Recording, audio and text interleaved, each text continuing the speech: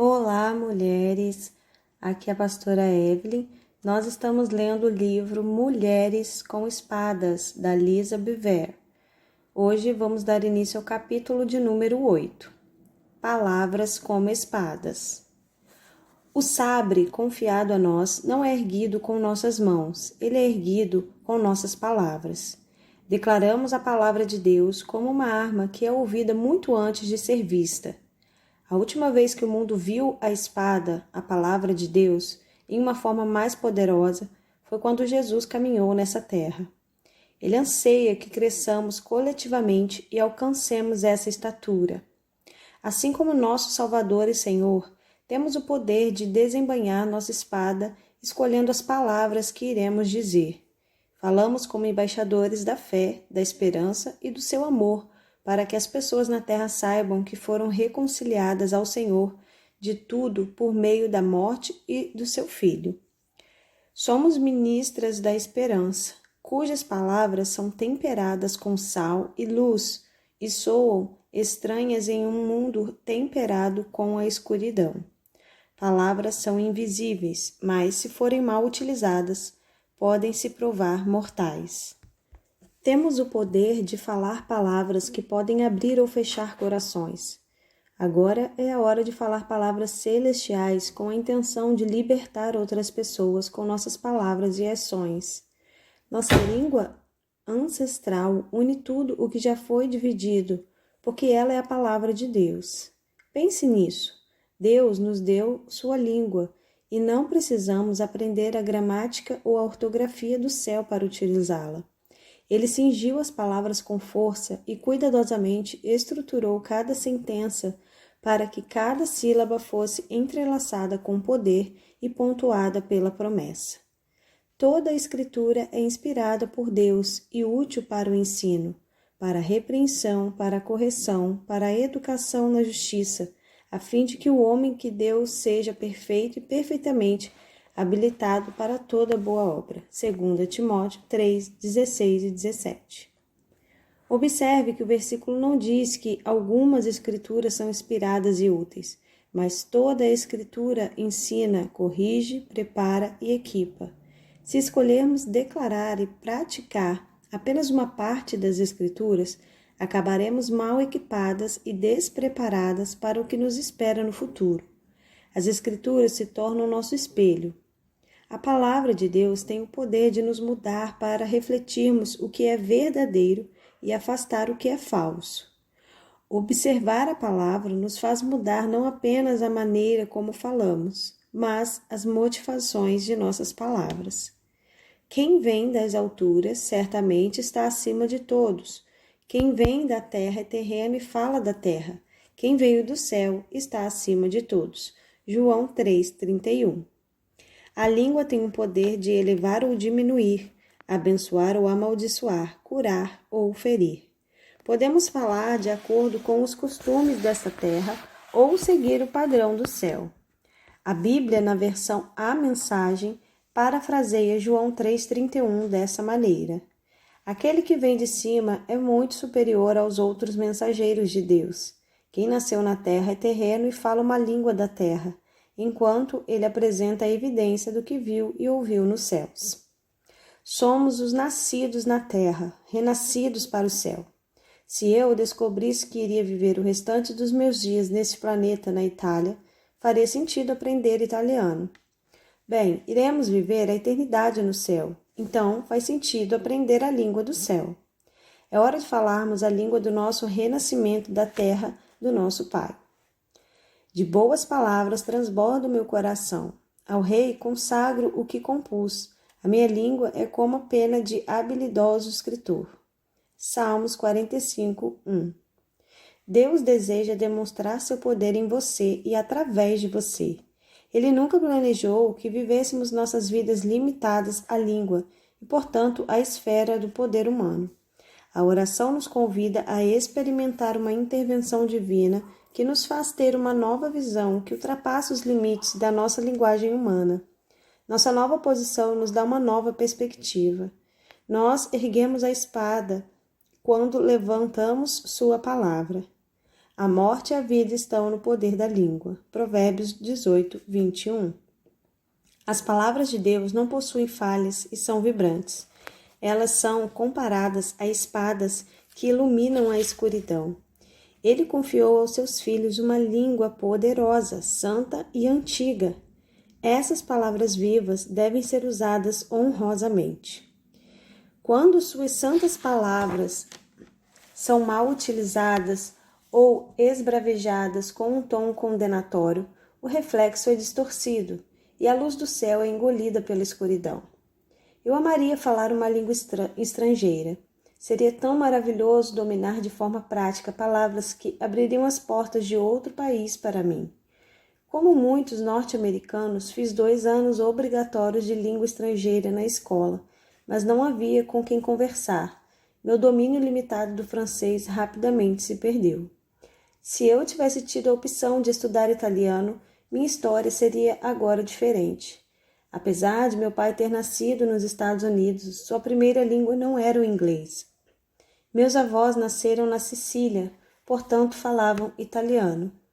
Naquele tempo, os italianos eram vistos como imigrantes pobres e ignorantes. Sua língua os conectava às comunidades italianas, mas os isolava dos norte-americanos que falavam inglês. Meu pai rapidamente descobriu que seu sotaque fazia com que ele fosse diferente dos outros na escola. E é difícil perder um sotaque quando se fala uma língua em casa e outra diferente, todos os dias na escola. Vovó ficou viúva quando papai tinha apenas 10 anos. Como filho mais velho, ele trabalhou duro para ensinar inglês à mãe para que ela pudesse sustentar a família. Como meu pai costumava contar, ele fugiu ainda jovem, mudou seu nome de Venerando para Joseph, serviu às Forças Armadas e jogou futebol na Universidade Indiana. Após a faculdade, ele trabalhou para uma companhia aérea, casou-se com minha mãe, que era comissária de bordo, e se esforçou muito para se distanciar daquela criação pobre. Muito tempo se passou até papai se tornar um homem de negócios de sucesso. Eu cresci sendo chamada de Whoop, significa sem papéis. Mas, na verdade, eu não fazia ideia do que meus parentes de Indiana diziam. Tudo o que eu sabia era que quando nos reuníamos com a família do meu pai na casa da vovó, os irmãos falavam uns com os outros em tom alto e expressivo, com uma linguagem musical que nunca escutei em minha casa. Infelizmente, apenas algumas frases e canções me foram ensinadas. Eu gostaria de ter aprendido mais. Mesmo hoje, quando viajo para a Itália, me pego lembrando o ritmo da fala da minha avó. É como se a língua materna do meu pai estivesse chamando a filha. Você deseja falar uma língua estrangeira? Por favor, não pense que estou me referindo ao trabalho entediante de aprender a gramática da língua. Eu me refiro a ter um entendimento verdadeiro e inato tão profundo a ponto de poder falar o idioma com fluência. Talvez você já seja fluente em uma língua estrangeira. Se esse for o caso, então não preciso dizer a você como essa habilidade abre portas e faz conexões imediatas entre pessoas que pertencem a mundos diferentes. A combinação emocionante de língua e propósitos compartilhados conecta os habitantes de diferentes países de maneira poderosa. Quando traduzimos nossos livros para várias línguas estrangeiras, ficamos maravilhados com a maneira como essas mensagens encontraram seu caminho até as mãos dos outros. O que antes era isolado se sente incluído, e os que recebem sentem que sua necessidade foi dignificada pelo dom intencional de outros. Eles não apenas receberam a palavra de Deus na língua deles, mas a receberam através de experiências humanas que são compartilhadas para que a palavra seja aplicada à sua vida diária. Quando escrevi o livro Nurture, que significa cuidado, defini o cuidado como uma língua afetiva comum às mulheres. Assim como a língua, o cuidado se expressa tanto de maneiras verbais como não verbais. Esse é um exemplo da língua materna que temos em comum, tão certo quanto a língua nativa expressa a nossa nacionalidade. Com este livro, espero revelar mais outra camada tão importante quanto as duas anteriores. Quero aprofundar-me um pouco mais e falar sobre uma língua ainda mais poderosa do que a nossa língua nativa, ou a língua materna falada pelo nosso coração. Essa estrutura da língua tem o poder de avançar para além da conexão com as pessoas. Suas palavras são entremeadas com um poder real de tornar o invisível visível e criar algo a partir do nada. Quando nosso Pai falou, a criação teve início. De um vazio escuro de caos sem forma, ordem e luz irromperam. Para sermos filhas tementes que fazem coisas impressionantes a fim de honrar nosso maravilhoso Deus, precisamos das suas palavras e do seu nome. Assim como acontece com o nosso Pai, nossos pensamentos são liberados quando falamos. Deus nos criou com um entendimento íntimo do que é receber, carregar e, na plenitude do tempo, dar à luz vidas. Porque a boca fala do que está cheio o coração. Mateus 12:34. Normalmente, ouvimos esse versículo ser usado como uma admoestação para guardarmos nosso coração ou avaliar o que está armazenado nele, ouvindo o que sai da nossa boca. Mas, dessa vez, quero olhar para esse versículo através de lentes diferentes, tendo como motivação a abundância que havia em seu coração. Deus falou e o universo das galáxias veio a existir. Porque os atributos invisíveis de Deus, assim o seu eterno poder, como também a sua própria divindade, claramente se reconhecem desde o princípio do mundo, sendo percebidos por meio das coisas que foram criadas. Romanos 1:20. Você é muito mais instigante e complexa do que oceanos, montanhas e leões. Você, amada, reflete um atributo do nosso Deus invisível. Quando essa linguagem é sussurrada, grandes distâncias são instantaneamente atravessadas e as esferas da terra e do céu são unificadas. E cabe a nós falar, porque se trata da linguagem do nosso Pai. Além de ser uma coleção de palavras de Deus escritas que formam espadas, as Santas Escrituras são a língua viva e cheia de fôlego do nosso verdadeiro lar. E como tal, cada frase é repleta de imagens e instruções, tanto para a nossa atual jornada na Terra, quanto para aquele alto e santo lugar. Sua palavra substitui tudo o que conhecemos sobre língua, porque elas foram o início de tudo o que vemos agora. A língua do nosso Pai pode ser falada com perfeição por todos, independentemente da língua nativa e do sotaque da pessoa. Esses textos poderosos e antigos estão disponíveis a todas as tribos e dialetos. A dinâmica de línguas estrangeiras nasceu quando Deus dispersou um povo desobediente que falava a mesma língua. A seguir está o relato da Torre de Babel. Então desceu o Senhor para ver a cidade e a torre que os filhos dos homens edificavam. E o Senhor disse: Eis que o povo é um, e todos têm a mesma linguagem. Isso é apenas o começo. Agora não haverá restrição para tudo que intentam fazer. Vinde, desçamos e confundamos ali a sua linguagem, para que um não entenda a linguagem de outro. Destarte, o Senhor os dispersou dali pela superfície da terra, e cessaram de edificar a cidade. Chamou-se-lhe, por isso, o nome Babel, porque ali confundiu o Senhor a linguagem de toda a terra, e dali o Senhor os dispersou por toda a superfície dela. Gênesis 11, do 5 ao 9. É interessante observar que esse projeto de construção, que parecia impossível, poderia ter sido possível por causa de dois fatores: um povo unido e uma mesma língua. O esforço deles seria bem-sucedido, mesmo não sendo de autoria de Deus.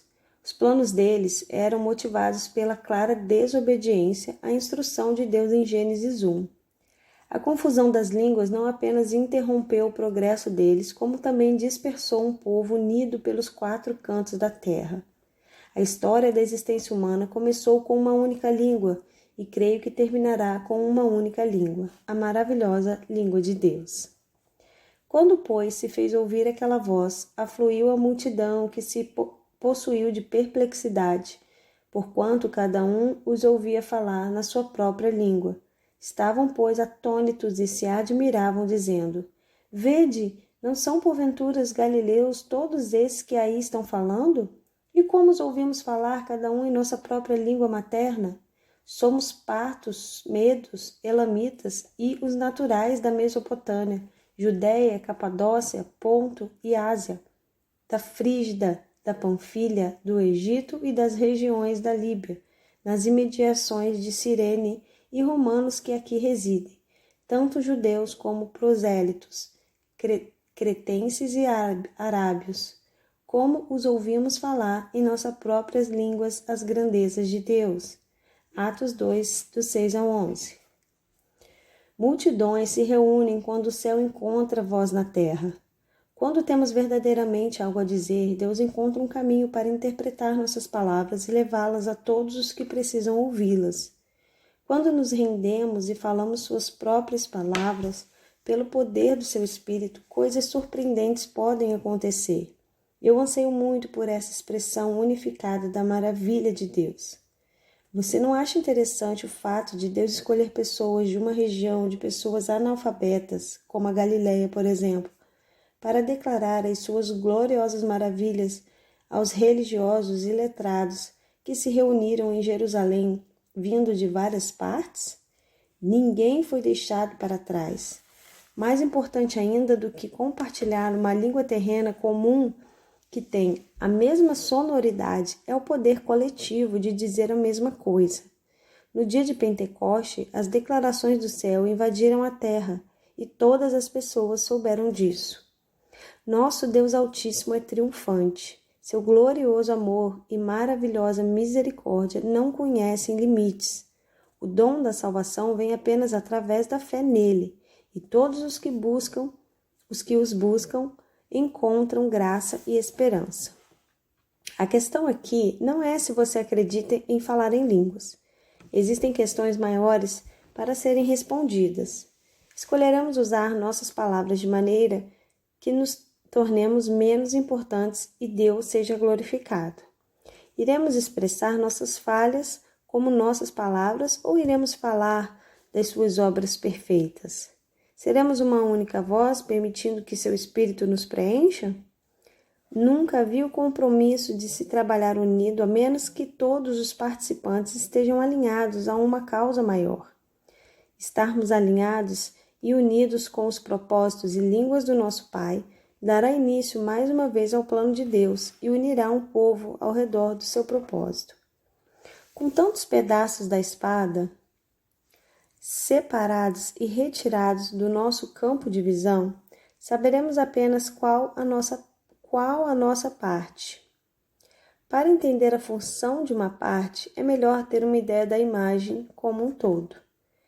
Peças faltando significam naturalmente que há partes que conhecemos, e outras partes cujas lacunas são preenchidas pelo Espírito e pela Palavra de Deus. Nós profetizamos e falamos palavras de fé para dar forma ao que ainda veremos da outra parte. Ele é nosso tudo, somos parte de um todo. Por muito tempo, a palavra tem sido interpretada em vez de proclamada.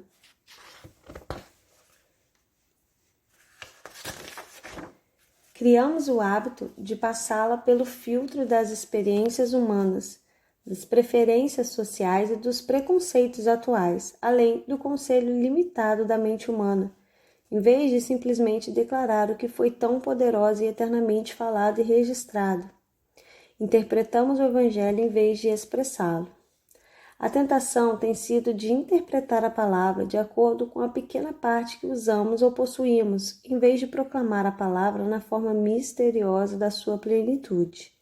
É preciso fé para declarar uma linguagem que não entendemos. Deus formou o mundo que vemos através de palavras que não podemos ver. Quando agimos como nosso Pai e ecoamos suas palavras, a espada encontra sua essência. Quando simplesmente declaramos o que já era poderosa e eternamente forjado no céu, A terra criada reconhece as palavras e se alinha à vontade do seu Criador. Muito se perde na interpretação quando passamos as palavras do céu pelo filtro da terra, em vez de moldar a terra às palavras do céu. A forma como vemos as coisas é mais bem descrita pelos antigos do que pelas pessoas do nosso dia. Honestamente, sempre achei que os amigos de Jó pareciam estar certíssimos até Deus aparecer. Quem é aquele, como disseste, que sem conhecimento encobre o conselho? Na verdade, falei do que não entendia, coisas maravilhosas demais para mim, coisas que eu não conhecia. Jó 42:3. Outras versões da Bíblia utilizam as palavras obscurece, enturva, põe em dúvida, para esclarecer o significado da palavra encobre. Quando tentamos explicar ou tirar dúvidas acerca daquilo que não entendemos, nós obscurecemos e tornamos sombria a luz do conselho de Deus. Questionamos a sua grandeza quando torcemos o sentido da sua palavra celestial. Se eu peço para um dos meus filhos dizer para um de seus irmãos, mamãe quer que você desça imediatamente, eu espero que ele repita exatamente o que eu disse. Mas a comunicação se torna turva quando ele esconde algo que eu disse ou acrescenta alguma coisa que não falei. Por exemplo, mamãe quer que você desça imediatamente para colocar a mesa. Talvez porque ele quisesse que seu irmão colocasse a mesa. Se eu o tivesse chamado para passear com o cachorro simplesmente porque queria passar algum tempo com ele, haveria certa confusão. Ou se a mensagem dita fosse, mamãe quer que você desça, sem uma especificação de tempo, meu filho poderia dizer, tudo bem. Mas, sem saber que deveria ser naquele momento, ele poderia atrasar sua missão. Esses são exemplos mínimos que podem tornar outra proporção em uma escala maior. Deus é o único que conhece tudo. Ele sabe que não conhecemos tudo. Por isso, ele nos deu sua sabedoria e seu ensinamento acerca de tudo que é importante. Mas assim como meus filhos, frequentemente pensamos que o motivo ou o momento por trás das suas palavras não são importantes. O que isso tem a ver com a responsabilidade de Paulo para com seu filho espiritual Timóteo?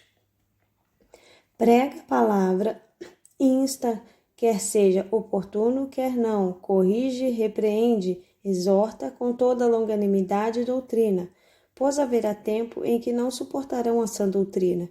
Pelo contrário, cercar-se-ão de mestres segundo as suas próprias cobiças, como que sentindo coceira nos ouvidos, e se recusarão a dar ouvidos à verdade, entregando-se às fábulas.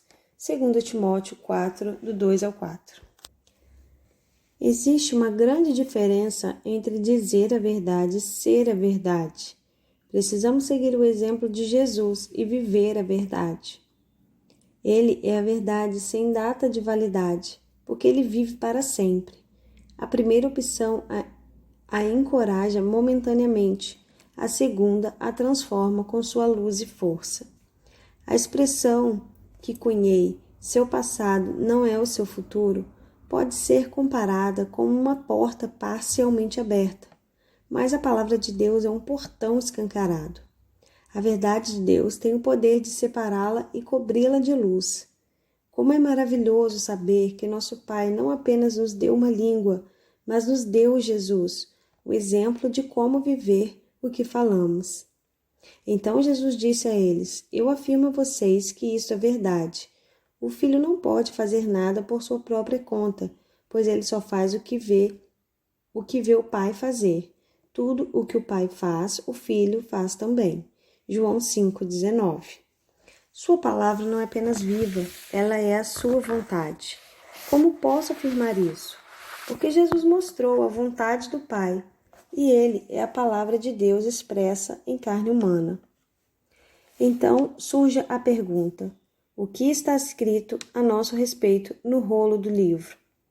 Conforme Atos 2, as filhas de Deus serão parte dessas façanhas produzidas pelo céu. Profetizaremos junto com os seus filhos enquanto experimentamos o derramar do Espírito de Deus. Iremos servi-lo com o céu estendido sobre nós, cheio de maravilhas, enquanto caminhamos sobre uma terra cheia dos seus sinais. Em nossos dias, todos os que clamarem ao nome de Deus serão salvos. Esse retrato maravilhoso mostra sua generosa vontade para nós. Você deseja fazer parte da vontade, você deseja fazer a vontade de Deus e ver tudo que foi escrito a seu respeito se tornar algo pelo qual você pode esperar? Creio que sim. Vamos aproveitar este momento e selá-lo com uma oração. Pai Celestial, eis a tua filha. Eu vim para trazer a tua vontade. Que tudo o que foi escrito sobre mim seja realizado em minha vida à medida que tomo posse da tua palavra, declarando-a e expressando-a através da minha vida. Em nome de Jesus. Amém.